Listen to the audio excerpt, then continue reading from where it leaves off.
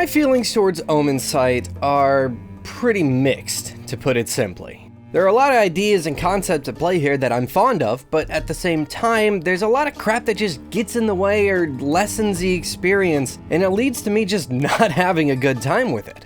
You see, Omensight is a game about repeating the day of the end of the world a la Groundhog Day, so you can solve a murder and then stop the end of the world. You take on the role of the Harbinger, a literal agent of the planet itself, and you follow the paths of different key characters as you try different things to unlock clues, secrets in the world, and general bits of information to solve the murder mystery. At the end of each little excursion into the past, the world unceremoniously ends and you're whisked away to a little hub that lets you gain new abilities, review clues you've unlocked, and pick the next hero you want to adventure with. There's this overarching theme that you're a powerful agent of the universe that's been woken up to manipulate both timelines and the people within them to your will to get what you need. And through repeated interactions with those characters, you learn more about them and get attached, and encounters from different perspectives gain weight, and fights against these characters become more impactful. It's kind of like Majora's Mask, which is fitting because that's one of the major inspirations behind Omensight.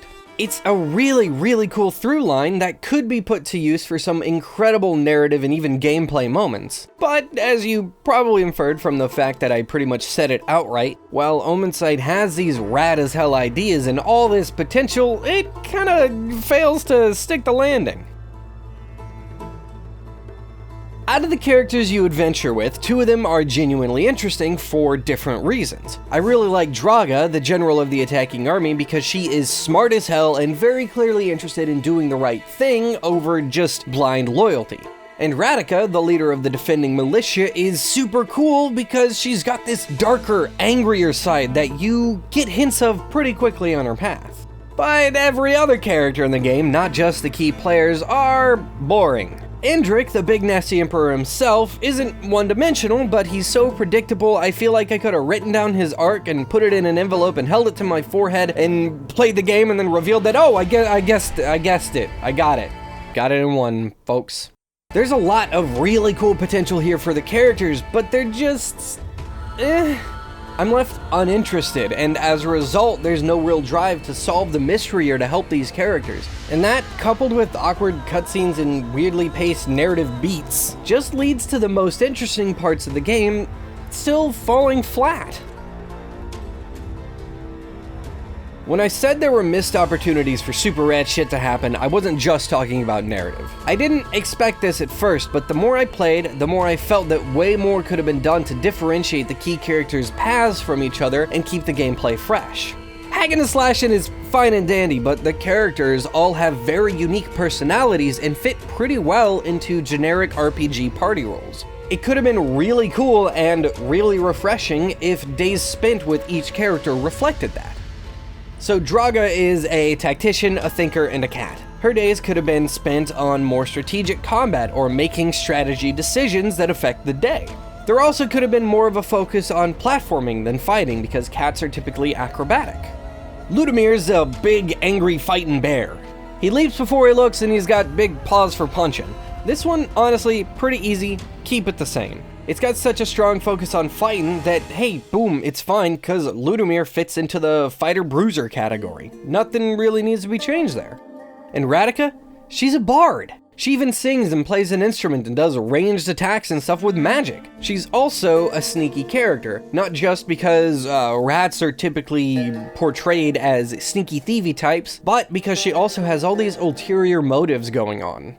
A more stealth-focused day could have been great here, and also worth noting, Radika has the only character ability that isn't just an AoE attack, and it's also the most fun. Omensight is a game that you play more for its story than its combat, because the combat is weak, and even in the marketing it's not given much of an emphasis. But, like I said, that very same combat takes up about 90% of the game.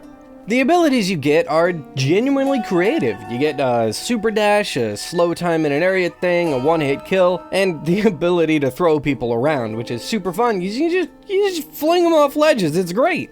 But there's a general lack of polish on the combat itself. It's going for this kind of spin on the Arkham and Assassin's Creed style combats that were based on attacking a bunch and then dodging and countering to keep a combo going. Unlike other games that have used the same combat, here it feels rigid and like its range is too short. I mean, I guess the range is supposed to be made up for by the dodge, which allows you to keep those combos going and sort of tries to get this sense of flow, but it doesn't really stick the landing. You can use heavy attacks intermittently to stretch a bit further with your attacks, but that doesn't fix how sticky this stuff is. It gets so close to what it's going for, and it's almost great, but it ended up being in that middle ground where it's more of a nuisance than entertaining. Here I think it's important to note that my thoughts on Omensight's combat are based off of the normal difficulty setting, because that's what I default to because difficulty settings are dumb, but that's a whole different discussion. I did take things for a spin on easy, and I gotta say, the combat in easy mode feels way better. That could totally just be because of the lower health of the baddies that you'll be slashing up, but there's also, on the flip side of things, when you're on easy, there's no real challenge to the bosses or combat encounters. Like I said, this game's combat is in this weird spot where it either detracts from everything because it feels lame, or the combat feels great, but everything is too easy, and even the boss fights have no real weight because they're over in like 30 seconds.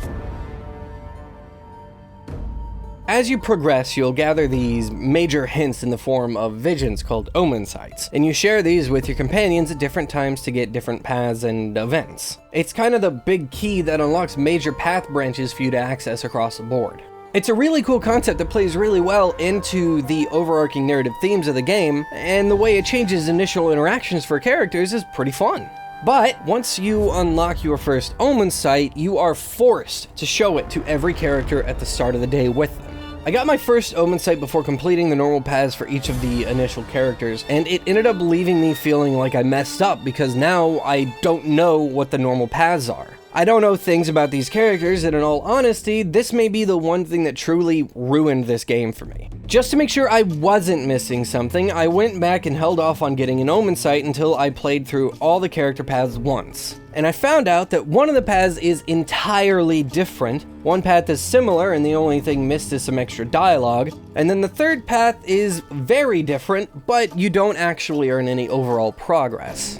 Here's the thing, even if the paths aren't that different or don't matter because without the Omensight you don't make any real progress, the fact is that it sucks to feel like I'm missing something for hours of gameplay. It sucks even more because I went back and I straight up confirmed that I was, in fact, actually missing out on some pretty cool character details.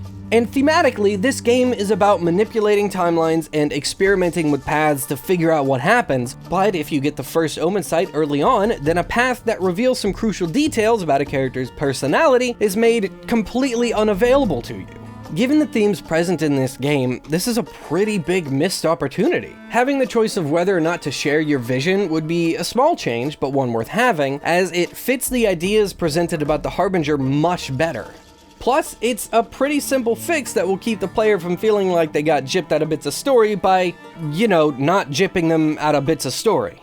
There's a lot here that could be super duper hella rad if it was given just a bit more polish and a lot more consideration for player freedom.